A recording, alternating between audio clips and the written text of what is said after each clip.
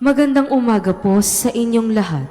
Malugod na pagtanggap sa St. Joseph Parish Gagalangin sa ika-6 ng umagang banal na misa na may liturhiya ngayong Biyernes ng ika-25 linggo sa karaniwang panahon. Tumayo po ang lahat at tayo'y makiisa sa Eucharistikong pagdiriwang na pamumunuan ng ating kura paroko, Reverendo Padre Douglas D. Badong. Bayan, magsiawit na bayan, pinagpalakan, nakilang biyayang pangako niya, sumilay na. Dakilang biyayang pangako niya, sumilay na. Sa ngalan ng Ama, ng Anak at ng Espiritu Santo, Amen. ang pagpapala ng ating Panginoong Hesukristo, ang pag-ibig ng Diyos Ama, at ang pakikipagkaisa ng Espiritu Santo naway sumainyong lahat. At sumainyo rin. Mga kapatid, aminin natin ang ating mga kasalanan upang tayo'y maging marapat gumanap sa banal na pagdiriwang. Inaamin ko sa makapangyarihang Diyos at sa inyo mga kapatid, na lubha akong nagkasala sa isip, sa salita at sa gawa, at sa aking pagkukulang. Kaya isinasamo ko sa mahal na Birheng Maria, sa lahat ng mga anghel at mga banal, at sa inyo mga kapatid, na ako'y panalangin sa Panginoong ating Diyos. Kaawaan tayo ng makapangyarihang Diyos, patawarin tayo sa ating mga kasalanan, at patnubayan tayo sa buhay na walang hanggan. Amen. Panginoon, kaawaan mo kami. Panginoon, kaawaan mo kami. Kristo, kaawaan mo kami. Kristo, kaawaan mo kami. Panginoon, kaawaan mo kami. Panginoon, kaawaan mo kami. Manalangin tayo. Ama naming makapangyarihan, itinakda mong ang lahat ng mga utos mo ay mauwi sa pag-ibig sa iyo at sa kapwa-tao. Ipagkaloob mong sa pagtalima namin sa mga ito, kami pagindapatin mong sumapit sa buhay na walang katapusan, sa pamamagitan ni Jesucristo, kasama ng Espiritu Santo, magpasawalang hanggan. Amen.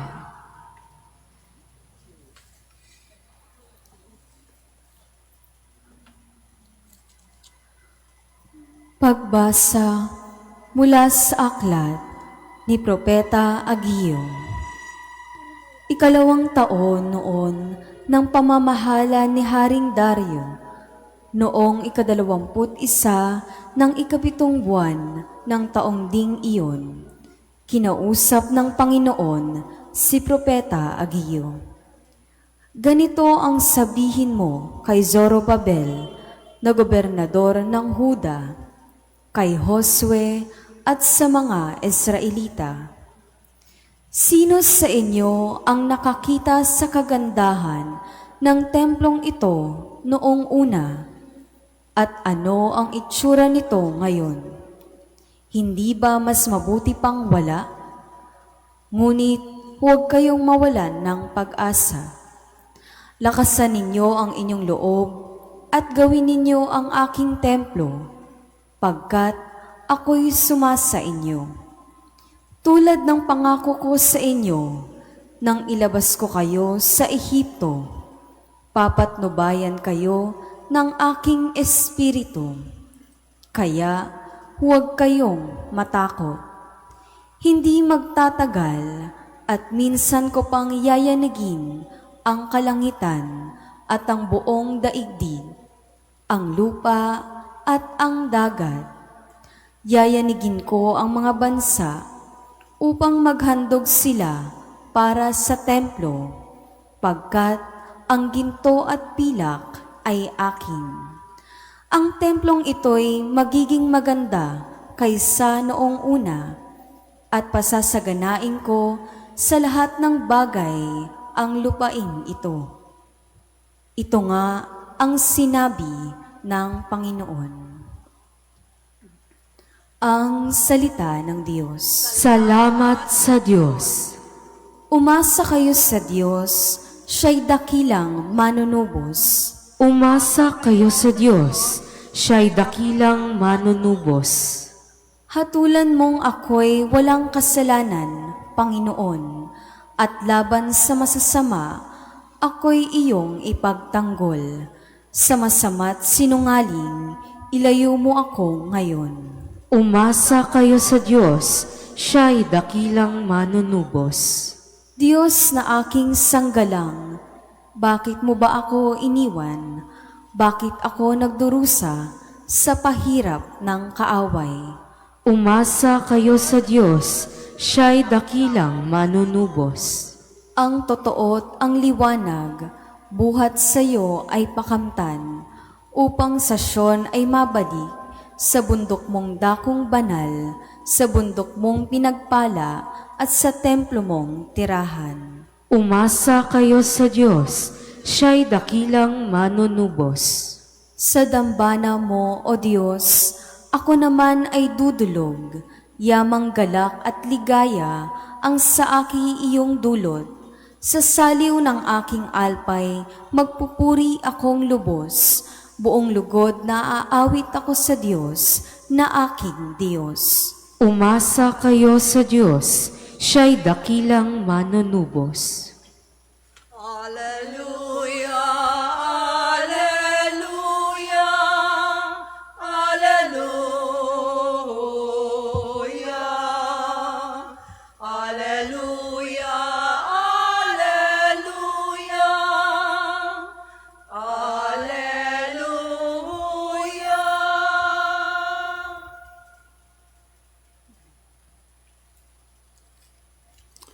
Sumainyo ang Panginoon. At sumain niyo rin.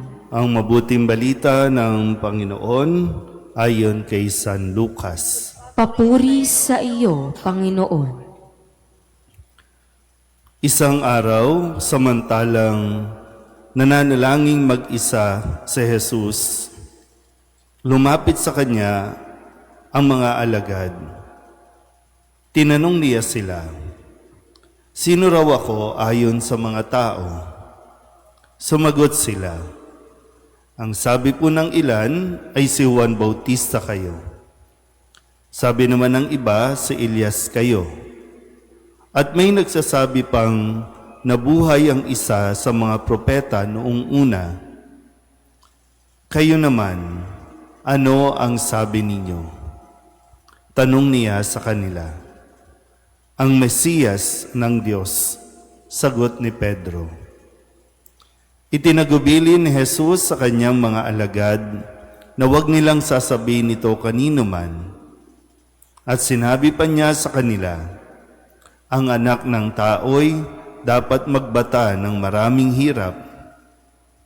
Itatakwil siya ng matatanda ng bayan, ng mga punong saserdote at ng mga iskriba.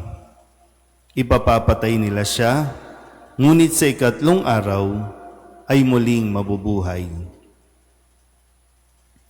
Ang mabuting balita ng Panginoon. Pinupuri ka naming Panginoong Hesukristo. Isang magandang umaga po sa inyong lahat. Ngayon po ay Biyernes ng ika-25 linggo sa karaniwang panahon. Ialay din natin ang misang ito para sa kaligtasan sa mga higit na maaapektuhan at daraanan ng bagyong Ompong. At nawa ay talagang sa pamamagitan din ng mga nararanasan natin o karanasan natin sa mga bagyo ay lubusan nating makilala at malaman ang katotohanan.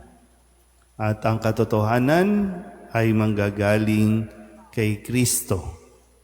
Kaya nga po sa ating ebanghelyo, kung kahapon nagtatanong si Herodes kung sino nga ba itong si Jesus kasi para sa kanya, parang nakikita niya si Juan Bautista sa kanyang mga sinasabi, sa kanyang mga ginagawa o isa sa mga propeta. Yun ang sabi ni Herodes. Yun yung nababalitaan niya.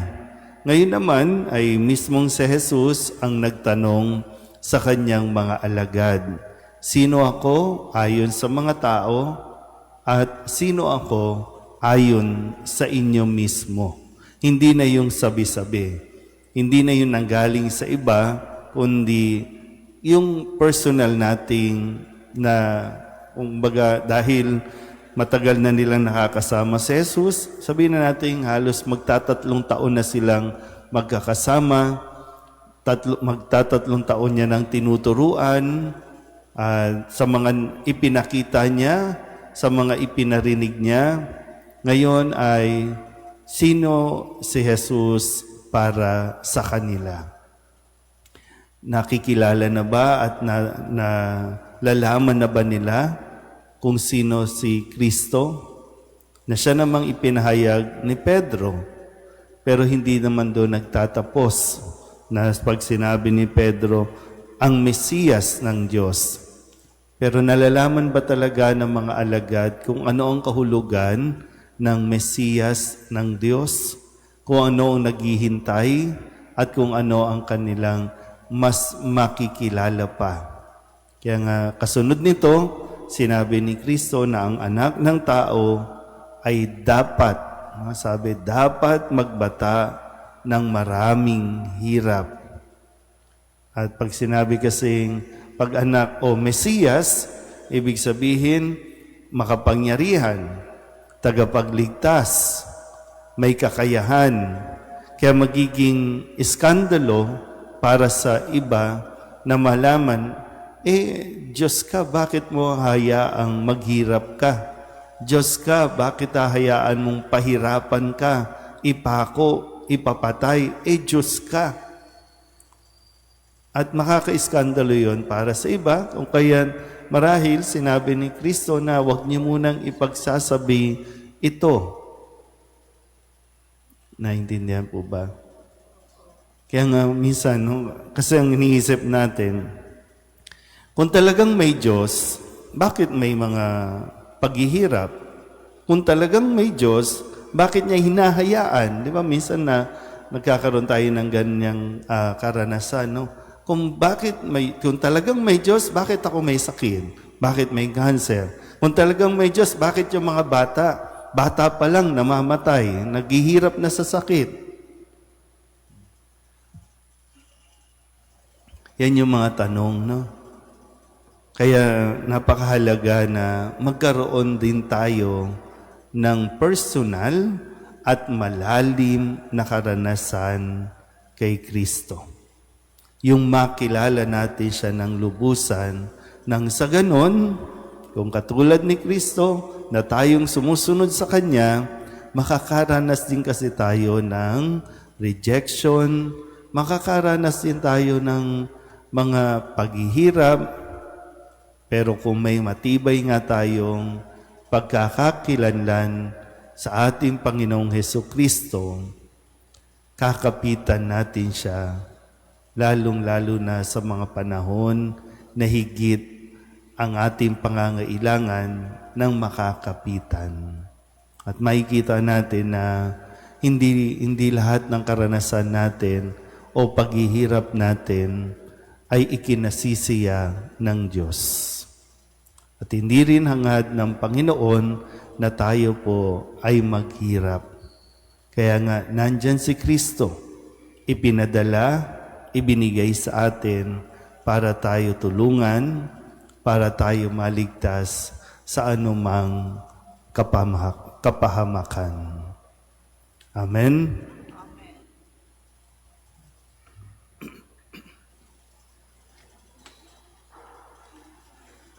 Ang pananampalataya natin kay Jesucristo, anak ng Diyos, ang siyang nagtitipon sa atin bilang bahagi ng kanyang sambayanan. Sa kanyang pangalan, dalhin natin ang ating mga intensyon sa Ama. Ang ating pong itutugon, Panginoon, dinggin mo ang aming panalangin. Panginoon, dinggin mo ang aming panalangin. Ang simbahan naway mapanatili ng Santo Papa at ng mga obispo sa pananampalataya ni San Pedro. Manalangin tayo sa Panginoon. Panginoon, dinggin mo ang aming panalangin. Ang ating mga ibinotong opisyal ng gobyerno naway igalang ang karapatan sa buhay ng mga hindi pa ipinanganganak, ng mga matatanda at ng mga may kapansanan. Manalangin tayo sa Panginoon. Panginoon, dinggin mo ang aming panalangin. Ang mga pari at relihiyoso naway maging tapat sa kanilang tungkulin sa Diyos at sa sambayan ng kanilang sinumpaang paglingkuran. Manalangin tayo sa Panginoon. Panginoon, dinggin mo ang aming panalangin. Ang mga may sakit naway mapalakas at magpatuloy sa kanilang pananampalataya. Manalangin tayo sa Panginoon. Panginoon, dinggin mo ang aming panalangin. Yaong mga nauna na sa atin na lisanin ng mundong ito, naway magkamit ng kasiyahan ng bagong buhay sa presensya ng Diyos. Manalangin tayo sa Panginoon. Panginoon, dinggin mo ang aming panalangin. Idulog din natin sa Panginoon ang ating mga personal na kahilingan at mga panalangin para sa ating mga pamilya. Kasama din ang mga kahilingan ng mga nanonood sa online. Lahat ng mga misang pasasalamat, special na intensyon, agarang paggaling ng mga may sakit at ang lahat ng mga kaluluwa na inihiling na ipagdasal sa misang ito.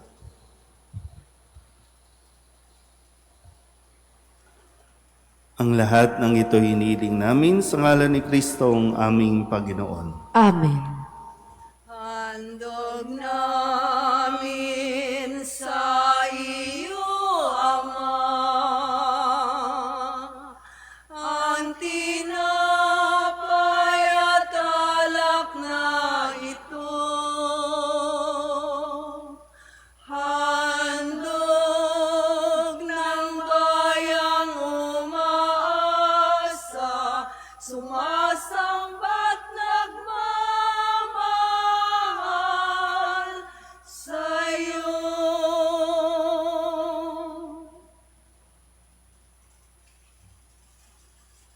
Magsitayo po ang lahat. Manalangin kayo mga kapatid upang paghahain natin ay kalugdan ng Diyos Amang makapangyarihan. Tanggapin nawa ng Panginoon itong paghahain sa iyong mga kamay, sa kapurihan niya at karangalan sa ating kapakinabangan at sa buong sambayanan niyang banal.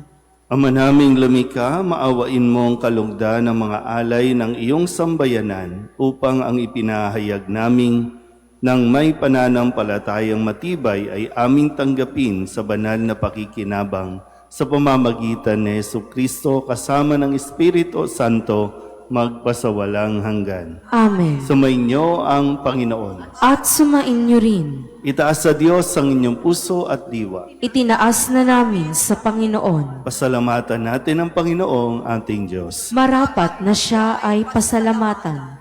Ama naming makapangyarihan, tunay ngang marapat na ikaw ay aming pasalamatan sa pamamagitan ni Jesucristo na aming Panginoon. Utang na loob ang nagbubunsod upang gunitain ang kamatayan niya para kami buhayin. Pagtitiwala ang sanhi ng ligayang di malilimot sa pagkabuhay niyang sa aming kaloob. Pag-asang dahilan ng pagiging handa para sa pagbabalik niyang totoong dakila. Kaya kaysa ng mga anghel na nagsisiawid ng papuri sa iyo, nang walang humpay sa kalangitan, kami nagbubunyi sa iyong kadakilaan. Santo, Santo, Santo, Panginoong Diyos ng mga hukbo, napupuno ang langit at lupa ng kadakilaan mo. O sana sa kaitaasan, pinagpala ang naparirito sa ngalan ng Panginoon. O sana sa kaitaasan. Ama naming banal, ikaw ang bukal ng tanang kabanalan. Kaya't sa pamamagitan ng iyong Espiritu, gawin mong banal ang mga kaloob na ito upang para sa aming maging katawan at dugo ng aming Panginoong Heso Kristo. Bago niya pinagtiis ang kusang loob na maging handog, hinawakan niya ang tinapay, pinasalamatan kaniya, pinaghati-hati niya iyon, iniabot sa kanyang mga alagad at sinabi, "Tanggapin ninyong lahat ito at kanin, ito ang aking katawan na ihahandog para sa inyo."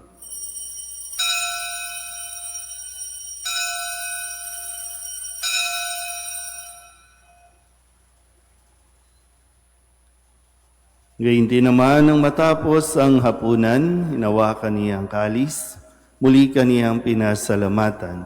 Iniabot niya ang kalis sa kanyang mga alagad at sinabi, "Tanggapin ninyong lahat ito at inumin. Ito ang kalis ng aking dugo ng bago at walang hanggan tipan. Ang aking dugo na ibubuhos para sa inyo at para sa lahat sa ikapagpapatawad ng mga kasalanan. Gawin ninyo ito sa pag-alaala sa akin."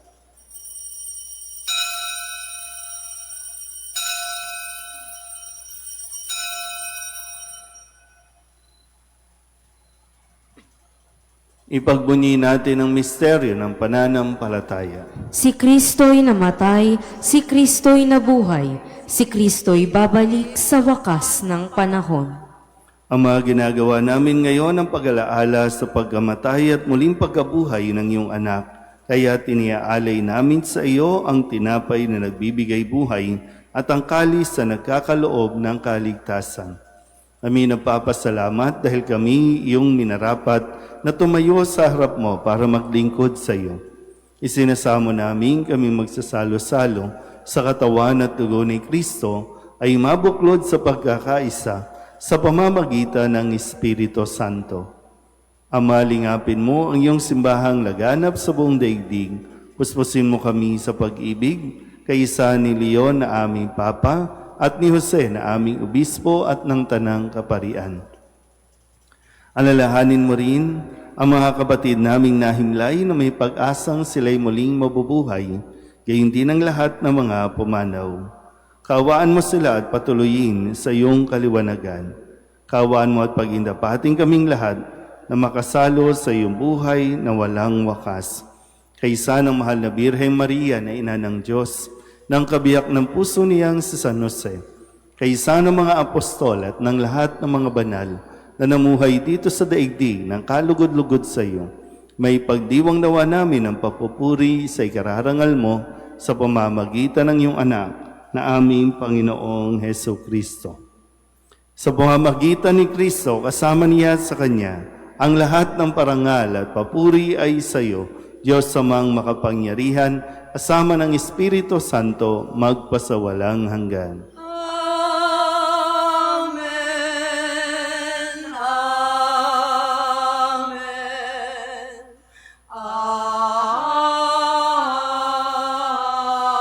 Amen.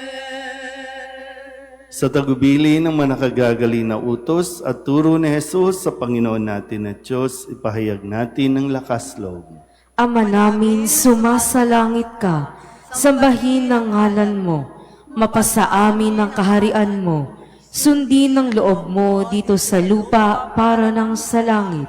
Bigyan mo kami ngayon ng aming kakanin sa araw-araw, at patawarin mo kami sa aming mga sala, para ng pagpapatawad namin sa nagkakasala sa amin, at huwag mo kaming ipahintulot sa tukso, at iadya mo kami sa lahat ng masama.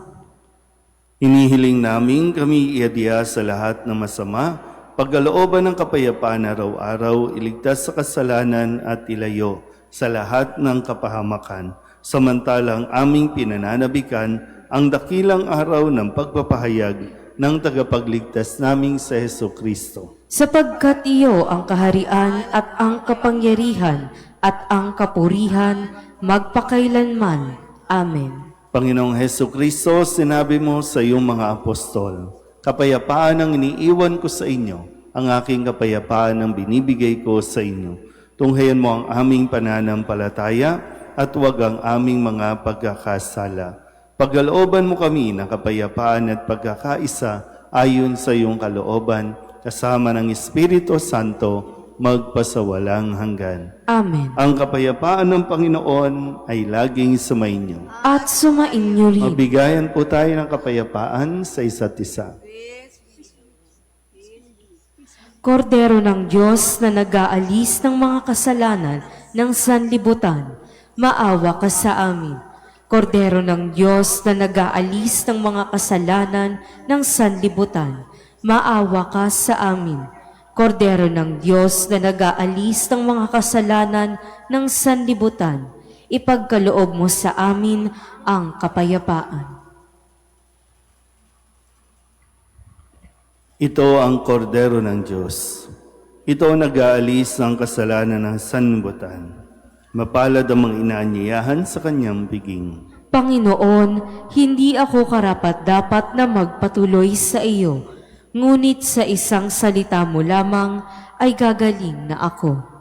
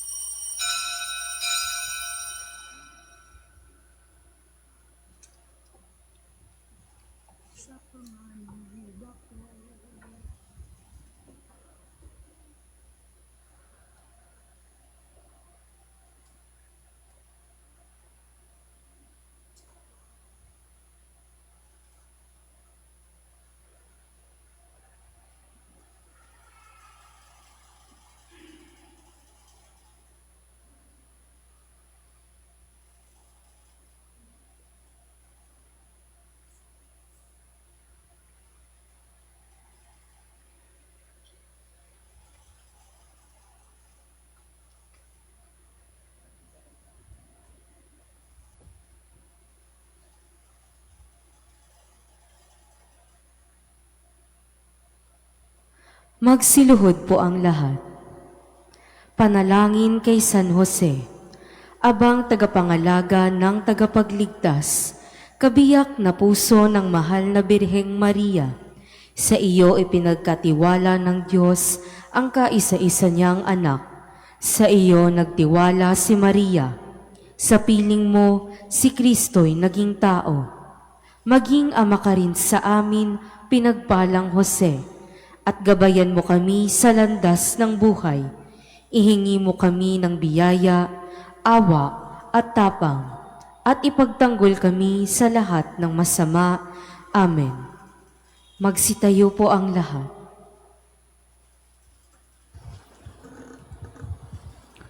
Manalangin tayo.